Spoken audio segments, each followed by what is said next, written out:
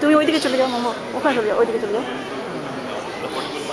ওখানে চলে যাও, ওখানে চলে যাও।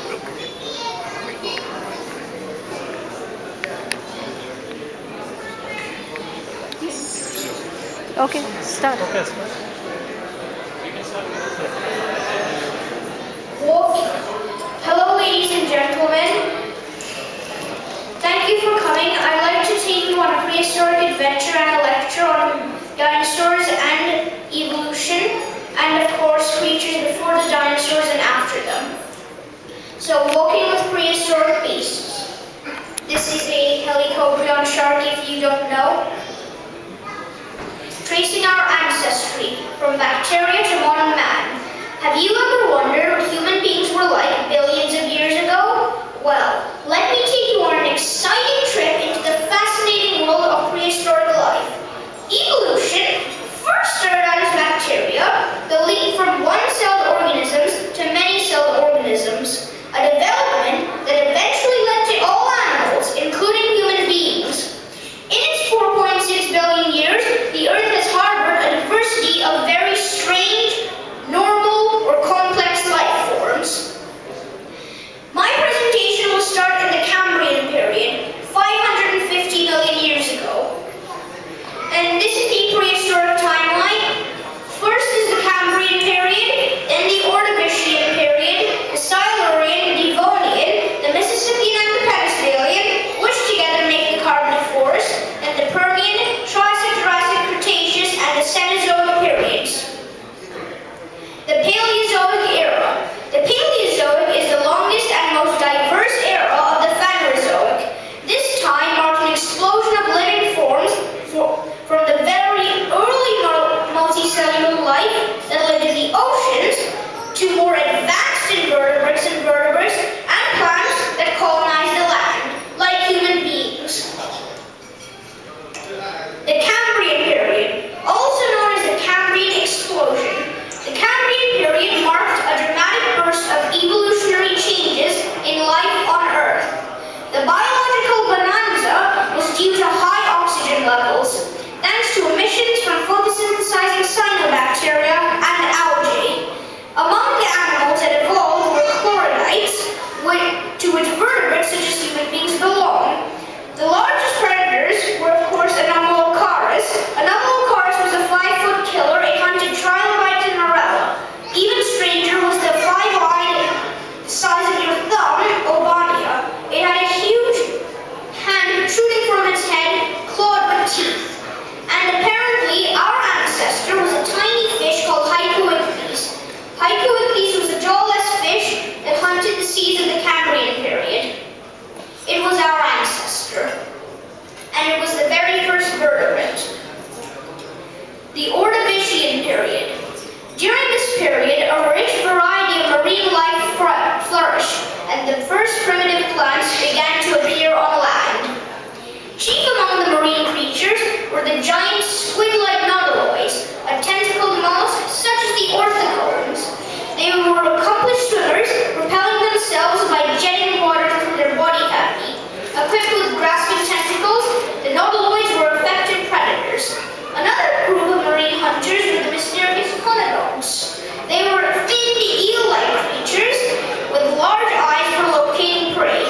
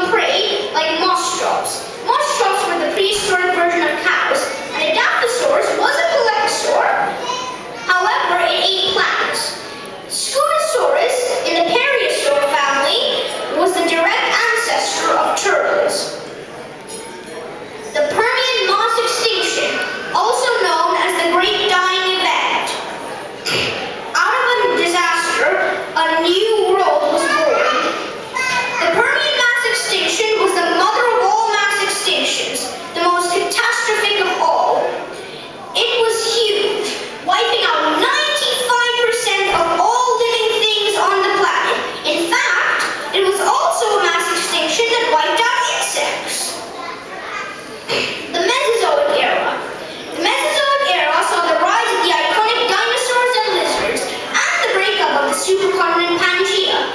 It was the age of reptiles. Dinosaurs flourished and then went extinct. Mammals, birds, and flowering plants also appeared for the very first time. Pangaea, all the land. The supercontinent of Pangaea was the only continent in the land. It was made up of Eurasia, North America, South America, Africa, India, Antarctica, and Australia. The dawn of the dinosaurs, the Triassic period, 230 million years ago, the first dinosaurs that evolved like Coelophysis. Now, Coelophysis was a predator. It hunted in packs and was not such a very big animal, but the strength of numbers could bring down the biggest of prey, like Plateosaurus. Plateosaurus was a huge plant eater. It was 40 feet in length and was hunted by Postosuchus, the largest of the predators. Huge theracids, like these two, well, they're actually the most venomous creatures ever. They are theracephalians. Theracephalians are, well, you can see that they look like hairless dogs, but in fact, they're the most venomous prehistoric creature ever known. And another creature, the Trismatosuchus, fed on the Plateosaurus and other creatures, as it was a crocodile-like animal. And as we said, this is Coelophysis.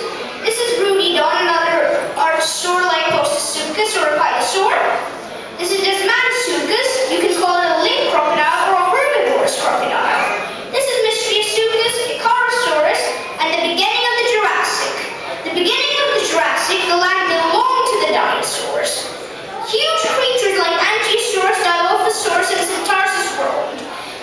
Dilophosaurus and Centaurus would become the huge predators of the Cretaceous, like Allosaurus and T-Rex, while the huge Ankylosaurus would become the humongous sauropods, like Brachiosaurus and Diplodocus. The Ankylosaurus, as we said, this is Centaurus, the agile carnivore, and Dilophosaurus. Ichthyosaurus was a creature that lived in the oceans. The ichthyosaurs were a very successful group of marine reptiles. These are just about 6 feet long, but the largest, say the one on the right, could have been about 60 feet long. The size of maybe a truck. Another group of marine reptiles, the plesiosaurs, were the largest. No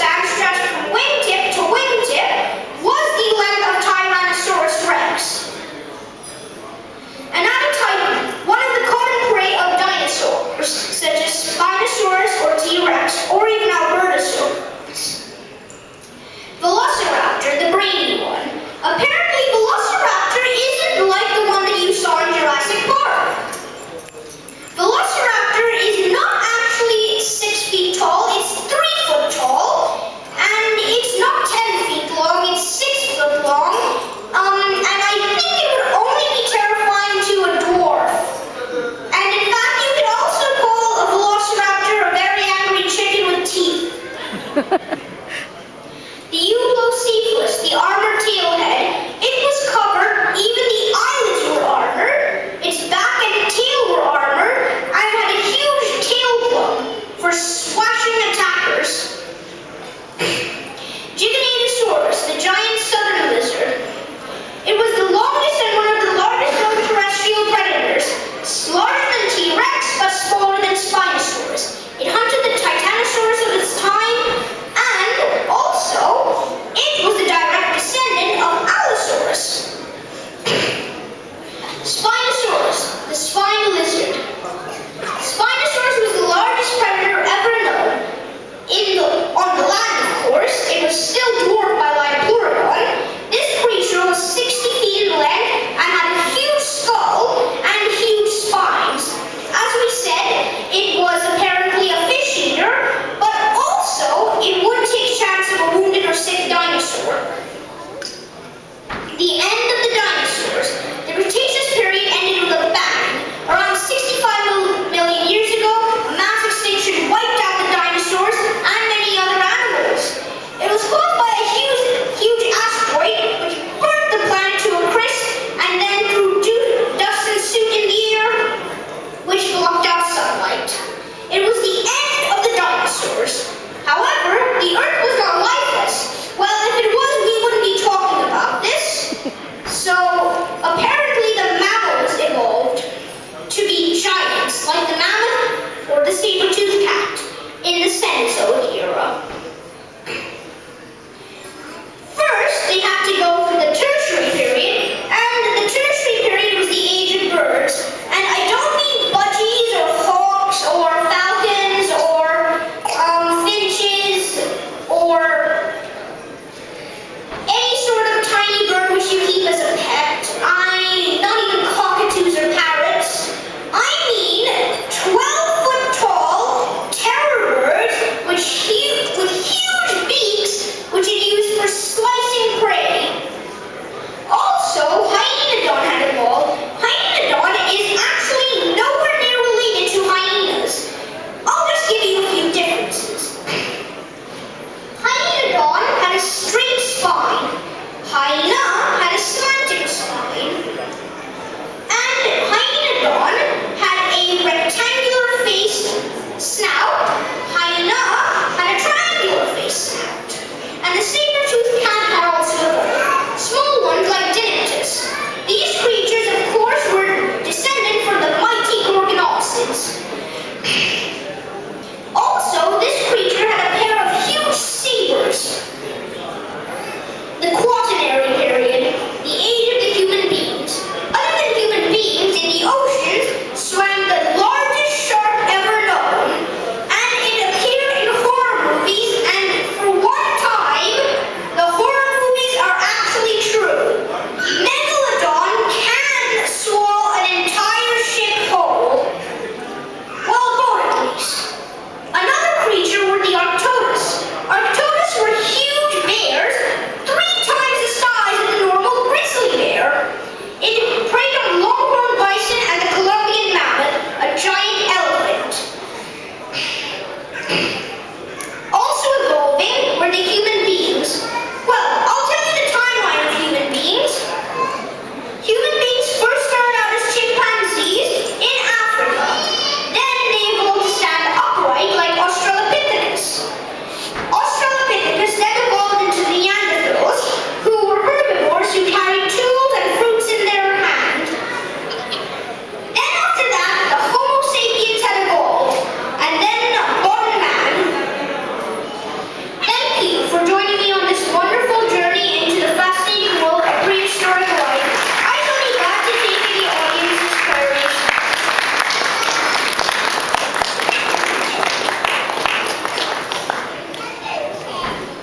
Thank you very much. Have a seat here. Can we have some mic? Pritvik for the excellent presentation. Sound was just suggesting there were going to be 2 surprise quizzes. One I already gave in the beginning. The second one is now on what he's just presented.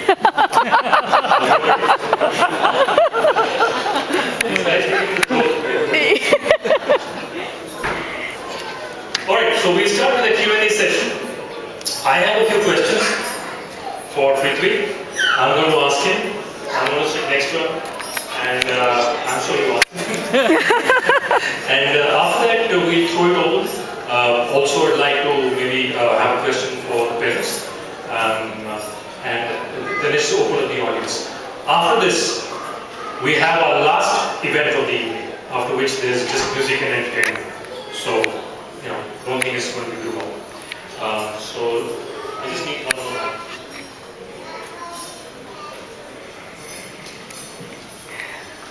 One more.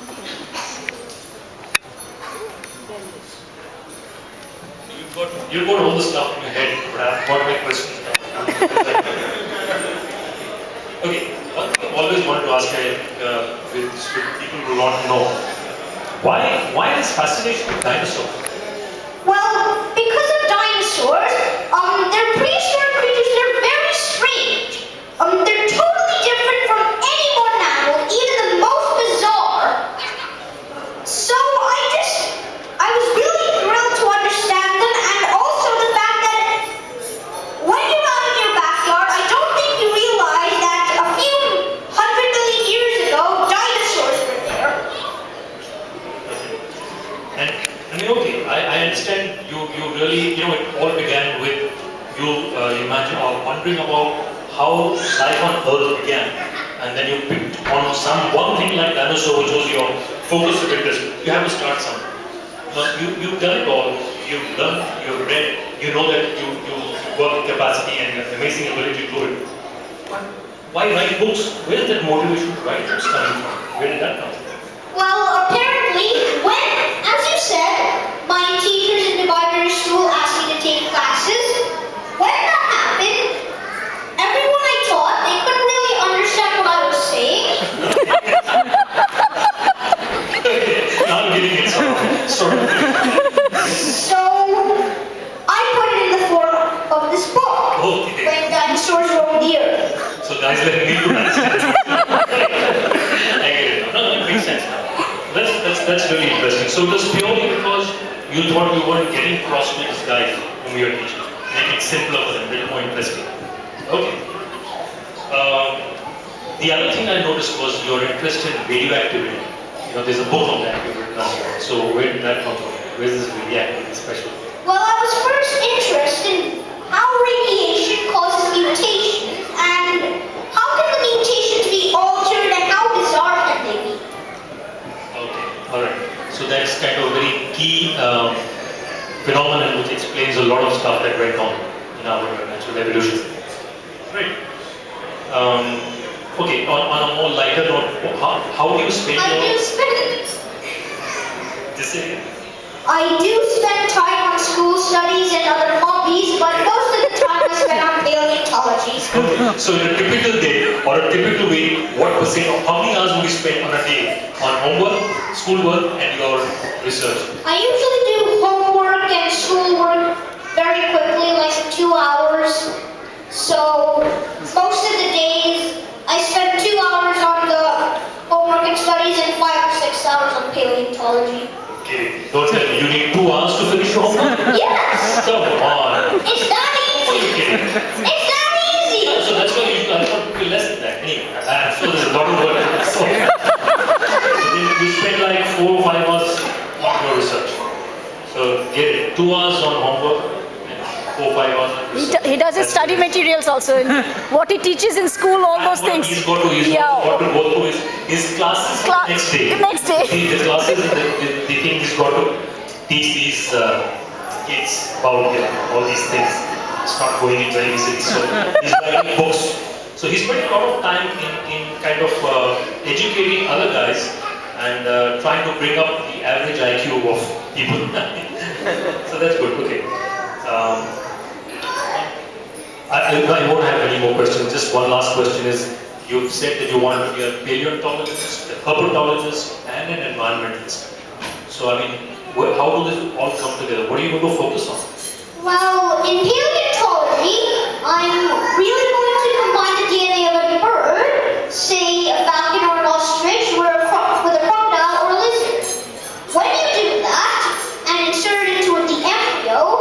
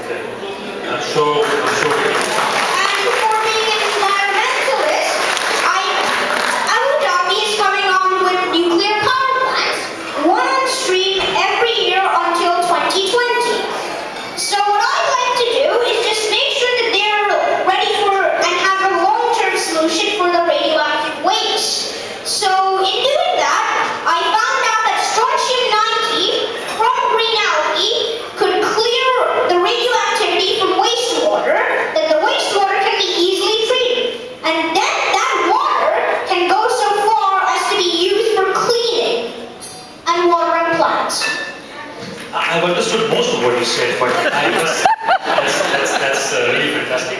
I think someone like you has got a lot to contribute to the community. It's really nice to hear all that you say. But there's also a question I have for Indra, your mother. Can someone pass on a mic to her? I don't know whether you must have been asked this question. How you just want to know?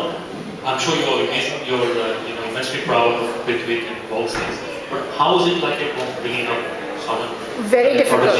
Very, very difficult. I mean, he's very unusual and takes a lot of effort to, make him go outside and play with, with the boys, play football or cricket or, watch videos, video games, playing video games. He's not interested in I anything. don't play video games. Yeah, he doesn't. That's the thing. So when his play dates happen, his friends and all get bored, and he's doing his own stuff, and they are actually playing their own things. So it becomes a big problem because it's a big challenge. He's constantly into books, constantly into experiments. The whole house is turned into a lab and library. So it's like. Okay, that's interesting. Does anybody else have any questions here? Sure. Yeah, there was a long time coming. You were keeping quiet for so long. Finally, you're good. Pritvik, only the other day while I was driving, I was thinking that if we didn't have eyes, then we would be falling everywhere. Then I thought that in the whole timeline of evolution, where did eyes come? When from a single cell we started. So when did the nature give us eyes or something like that? Have you thought about that and worked on that? I did, because in the Cambrian period, eyes had evolved in trilobites and anomalocaris because it gave predators and prey an edge, because it's really another way of sensing anything else. If we didn't have eyes, we could only rely on hearing and smell, and sometimes that just doesn't work. Like through water, you can't really smell that much through water, and hearing, if it's a very long distance away, it's not so clear. How big were these animals, if we can call them, before they could develop eyes? Because otherwise a lot of animals could be just falling over the cliffs. No animals lived on land in the Cambrian, but in the ocean, they did develop senses like smell and hearing.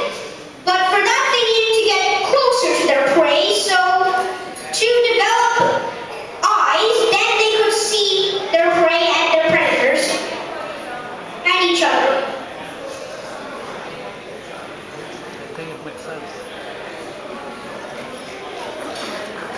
Any other questions? Does that?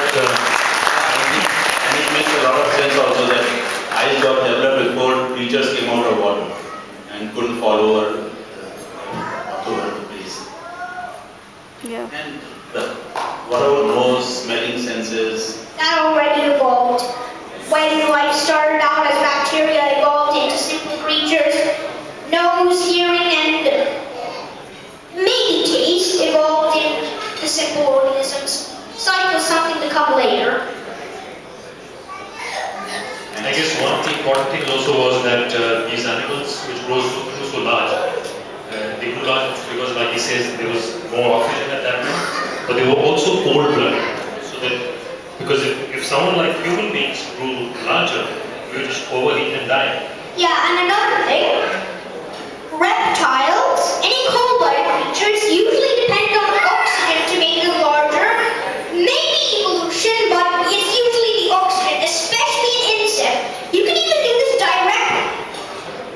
If you have something like an oxygen mask, insects do breathe, and if you put a cricket in an oxygen mask and make it breathe in lots and lots of oxygen, it might double or triple its size. One more question. Somewhere around that you said that this thing rode like a beer. What? Also, you said about one of the pre-Jurassic or the Jurassic area animal that it roared like a bear. Bear roared, it growled like a bear, they say. Was that No, do you mean Nocronitis? I don't remember the name. Some dinosaur like him, well, you were saying that it roared like a bear. Okay, basically he's got one more book for you. He's going to write another book. There's no dinosaur that roars like a bear! And something else? That bear, I think the last whatever is the period it said. I think there was a bear. Arcturus! Yeah. So how do you know that it roared like a bear? Because it is a bear! It's just a giant bear with a short face. Okay, I have a small advice for you. What you should do now is just grin and bear it.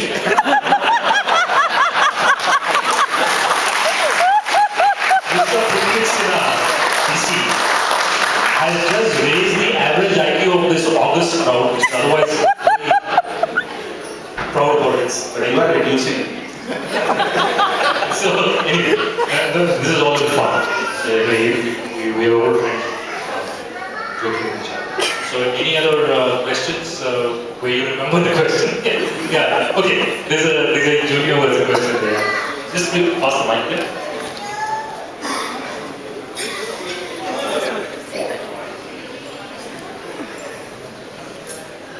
Alright, I have a question for you. It's kind of personal, but it's very important for everyone in the audience.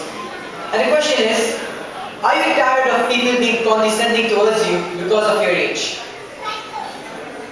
No. Maybe so. Will be seriously How come you know that? I wish one day I could be as tolerant as you. Alright, right. Alright, okay. Anything else? Yeah, he has. Can I, since I have the mic, can I provide? I have a question to take. That's great. Just because you have a mic, you don't have to ask a question. If you have a question, you have to ask. Okay, my question is that the statement that human beings evolved from monkeys, do you believe in it or not? He said, Yes, they did because, well, human beings and primates, they share several features, like a complex brain, social skills, and other things. in fact, they say chimpanzees are the closest, right? Yeah, chimpanzees, and also a monkey, an ape called Australopithecus. We human beings evolved from that specific ape, which was a type of chimpanzee. We have a problem with that? So what? We become a chimpanzee. We're good creatures. At least we didn't evolve from flies. Okay. I think that sort of rounds up everything, and we're ready for the last